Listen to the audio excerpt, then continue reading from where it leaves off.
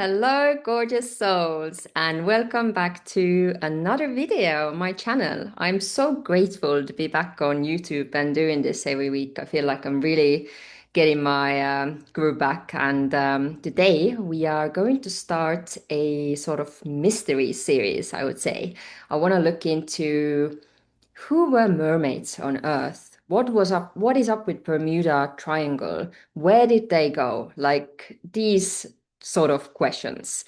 But before we get started, I want to remind you that next Thursday, on the 21st of May, we are going to have a free Divine Feminine Transmissions event, and it's gonna be galactic, okay? So we are gonna connect with the Lyran, Pleiadian, Arcturian, Syrian starseed representatives, and we're going to do a deep dive into the divine feminine aspects of each. And we will also, or you will also get the chance to ask a personal question.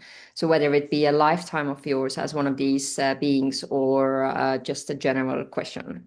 So yeah, I will link it below and hope to see you there. It's going to be very, very magical. So I set up the sacred space already, and we're going to connect to the Avalonian mermaids and see what they got to say.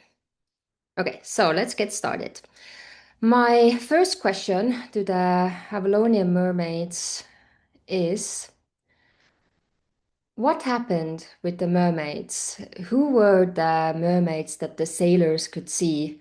Where do all these stories come from? And please also show me, who am I talking to? So I'm getting a sort of collective feeling. I don't see just one being, I'm seeing several of them. And they're saying that the beings that the sailors used to see during those times were in fact mermaids, but they weren't the same mermaids that existed in Avalon, because those beings are more higher dimensional and they ended up leaving the earth and ascending to higher realms. Of course, Avalon still exists in other timelines, but we are talking about specifically about time on Earth.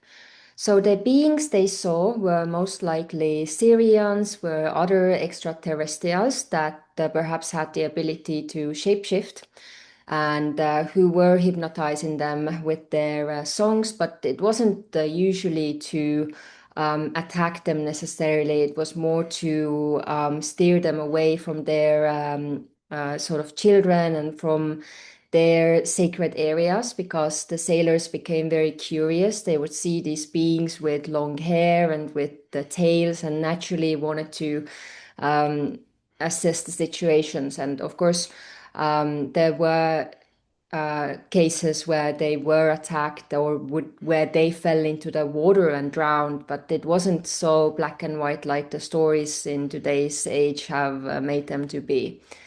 And they're showing me that yes, there were also beings with sharp teeth who looked really scary and rather ugly, and some of these beings still exist on Earth today in the deep oceans. Okay, and we would like to ask now about the Bermuda Triangle. What is happening in those areas?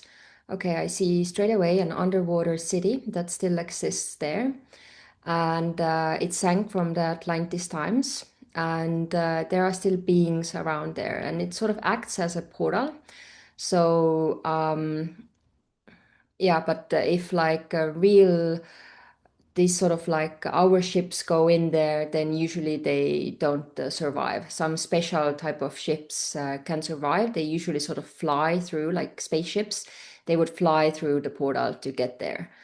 And I even see that they have access to inner Earth from there. Yeah, so it's like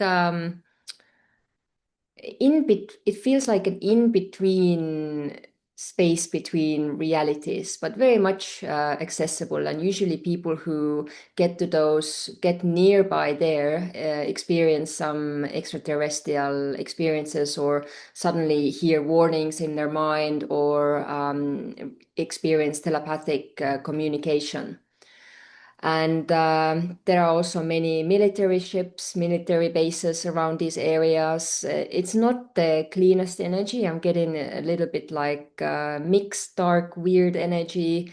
There might be some reptilian activity there. Yeah, it's not what it used to be. They're saying it used to be like an opening to a very beautiful, serene, gorgeous reality. But right now it's been corrupted. There have been too many tests that they have made there, and local people who, the sort of water beings, mermaids, and people who used to be there, a lot of them have left these areas and gone deeper into the sea. Yeah. It's very sad. But they have, because Earth is not supposed to have extraterrestrial open contact, then they have been hiding in the waters.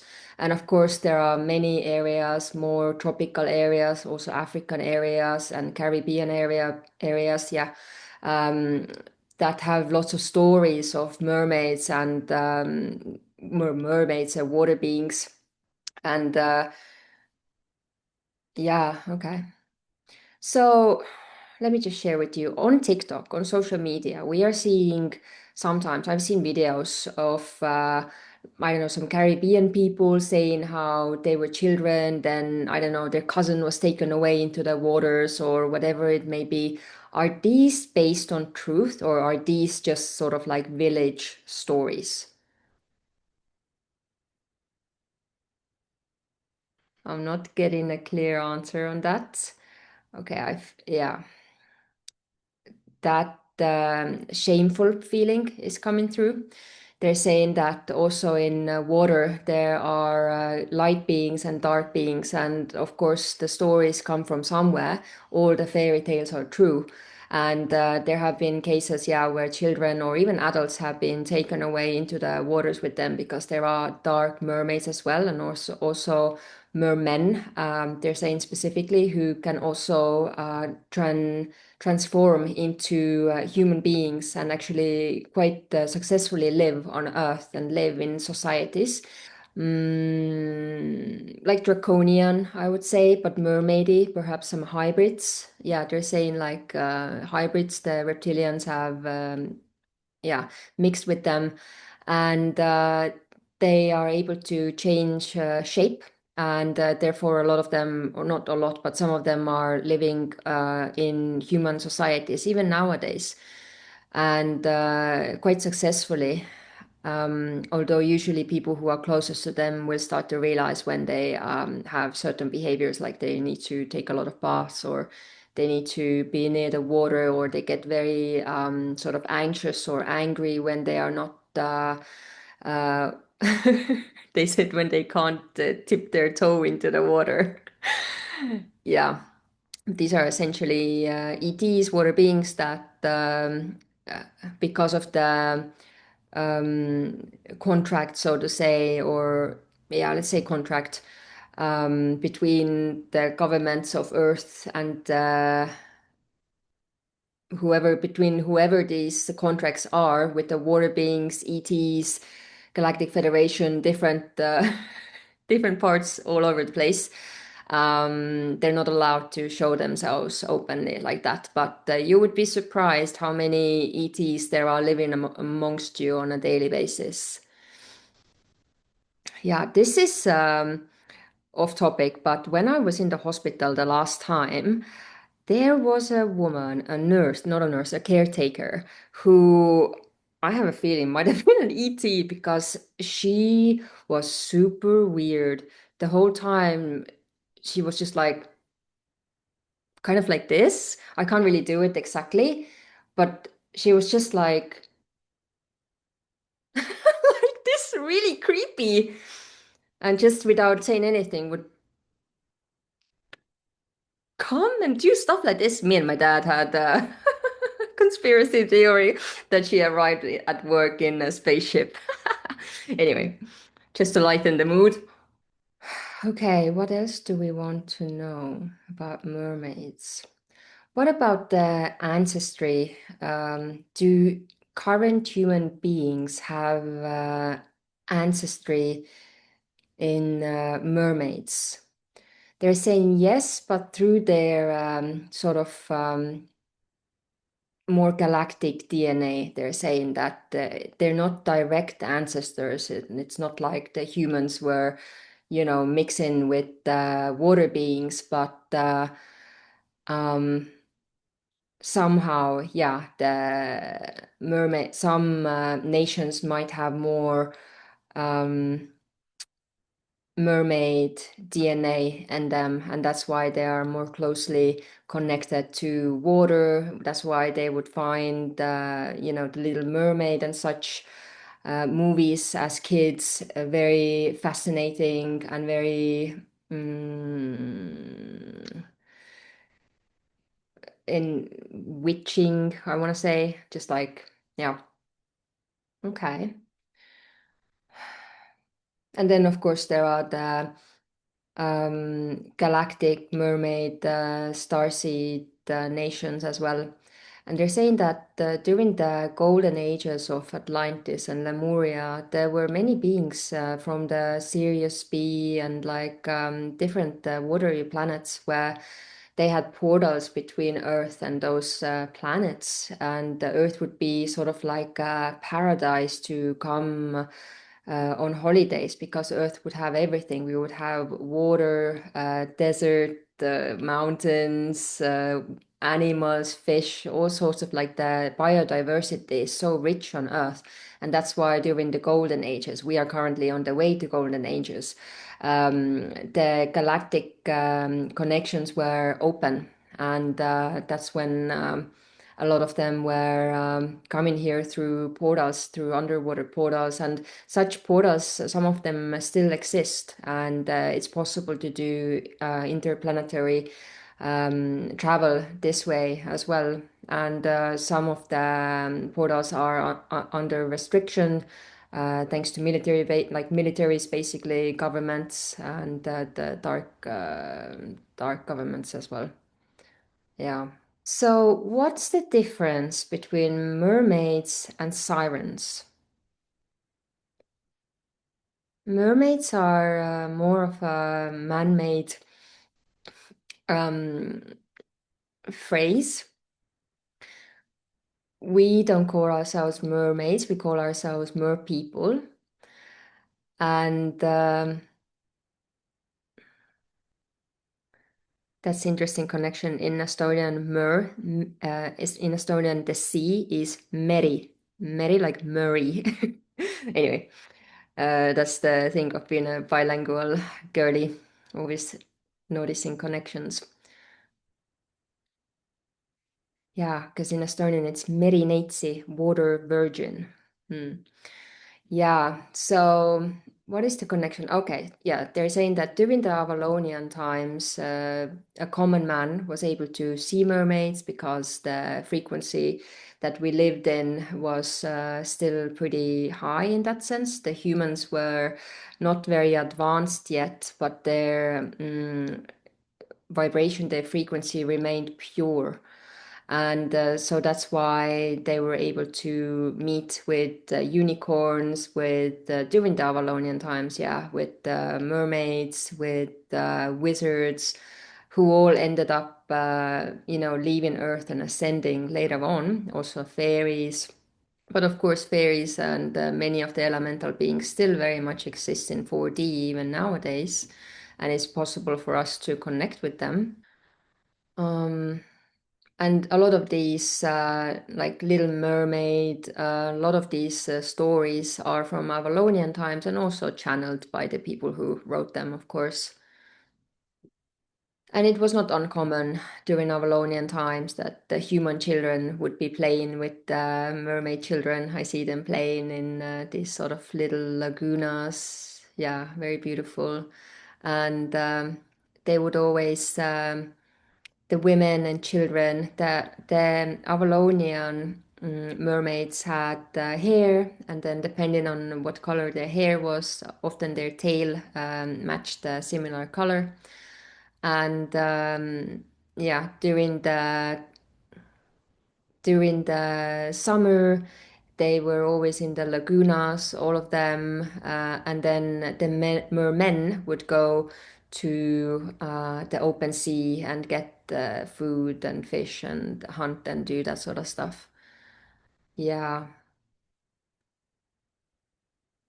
and that's why a lot of the human humans nowadays carry these memories of mermaids because it's very absolutely possible that your great ancestors did see mermaids in real life, and a lot of these stories actually come from those times too. It's just when humans started to descend, Gaia started to descend, and the frequency dropped, and the people became more ego-centered and started wars and all of these things again. Um, that the mermaids slowly realized that it wasn't safe for them anymore in Avalon and on the surface, so they retreated back to underwater cities such as I'm getting Atlantis, like underwater Atlantis and Bermuda Triangle and these areas, but many more areas like all around the globe. Yeah, they're saying that we don't even fathom how many mermaids there were. So it is possible, yes, that there were mermaids who I'm seeing a mermaid who was able to change shape like a woman and come to Earth like in the mermaid and have kids with human men. Yeah, it was possible, but it was very rare. Those men would be chosen for their DNA because their DNA would be like very galactic or whatever it maybe what the reason was for that. They're saying that mermaids are going to make a comeback eventually once Gaia has, introduced all the galactic beings. But once the frequency of the planet rises a bit more and people become more used to the fact that all the fairy tales are real and there are galactic beings among us and all sorts of different beings, then they will make a comeback. Basically, they're saying that they loved the period when they were able to come to the surface and play with human children and like benevolent vibes, and see the sun. And there are still some lagoons, they're saying, in sort of sacred areas that they're able to access sometimes and come to the surface, but they don't try too much because obviously with the sonar. I don't know, sonic something, what the boats have, then it's not safe for them because when they get tracked down, then it's very problematic. They get taken to all sorts of military bases and tests are made on them and all of these things, and they try to clone them, and it just gets dark basically. That they try to stay away and. Yeah, they have some sort of agreements with different organizations that are aware of there being mermaids. And over time, due to evolution, their appearance has changed a lot as well because they have been through the dark ages with us as well, and they also have suffered from this and don't look as fairy tale like they used to during Avalonian times. But they're saying that this will change once they get access to more different types of food, also like fruit and trees and sunshine essentially. Because right now their bodies and their faces and their eyes, they have evolutionary sort of changed and gotten used to darkness and seeing in the dark and so on. So right now it's not always the most beautiful sight. They're saying it can just be a little bit scary. Not all, but yeah, there are different mermaid types as well as there are different types of humans. And like we said, yeah, there are like some darker beings as well. And mhm. Is there anything else you would like to share? They're saying that those of you who feel connected to the mermaids, you very much might have had lifetimes as mermaids on Earth. You know, if you are feeling a connection to mermaid movies and the idea, and you were a kid that you played a lot being a mermaid being, then these are soul memories. It doesn't mean that you have to have a direct ancestry line from your grandparents, but you have soul memories from other lifetimes that you have lived. And it very well might be that you were alive during Lemuria and Atlantia and during more advanced and spiritually advanced and higher frequency golden eras where you had beautiful lives there. So embrace your watery heart center and explore these realms astrally, because all these places are still available, such as Avalon, and we welcome you to come back to Avalon and meet with us. And yeah, I'm still not getting just one person. It's a group of women, and I see there's like children in the background and like some men. Everyone's doing their sort of thing, but they are representing the mermaids in Avalon, and they're saying that I'm a great friend of Avalon, so they are happy to trust that the people who happen to watch this video will be good people and will find their way to Avalon if they are meant to. Okay, let's do a pick a card reading as we always do.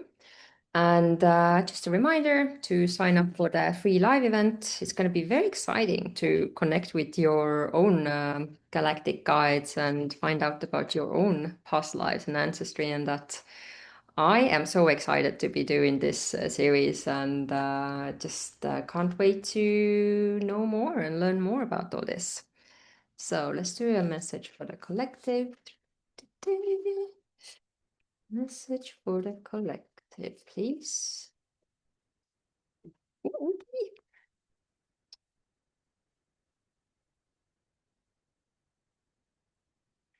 So go ahead, my love, and pick one of these cards, whichever one you feel a pull towards. First one, first instinct, first one that pops out. Don't overthink it. So let's start with this one. Transformation. Things are changing at the cellular level. Deep healing. So, whatever you are going through right now, know that as you are going through these times, your body, your DNA, everything is coming with you, in a sense that everything is changing with you.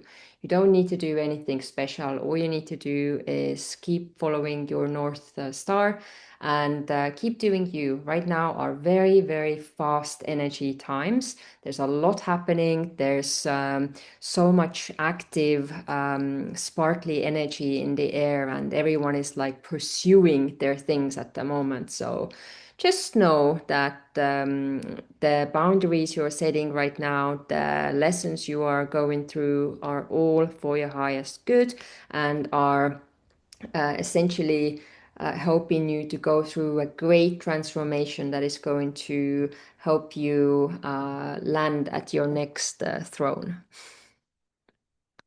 Okay, if you picked the next card next to it, answer the call.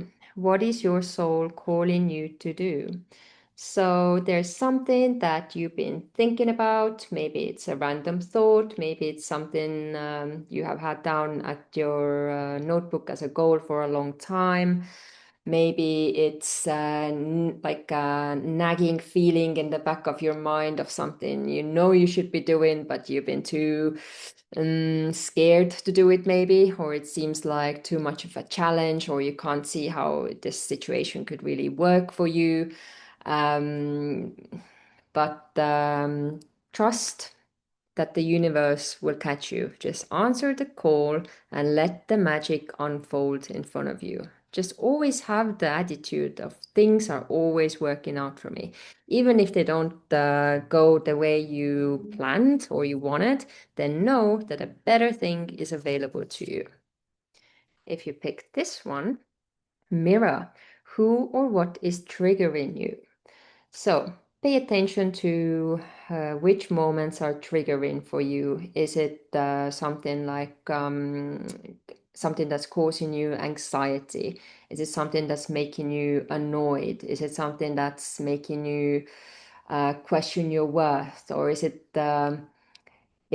for example, today I was expressing myself in a way that made me feel anxious, but it was good for me actually. It was triggering, but it was a step forward. So, who or what in your current reality is triggering you in any way?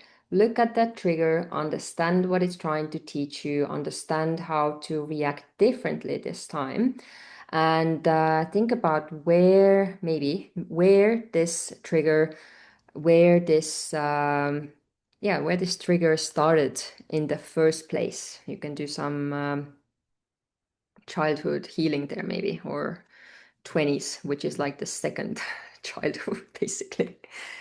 And this one, you're already doing it. Stop overthinking, keep facing your true north.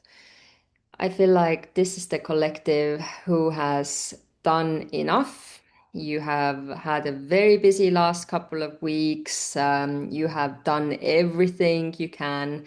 You're already on top of the hill, okay? So stop being like, "Oh, I should probably be doing more. I don't know where I'm going." Yes, you do, okay? You've done enough. Just enjoy it.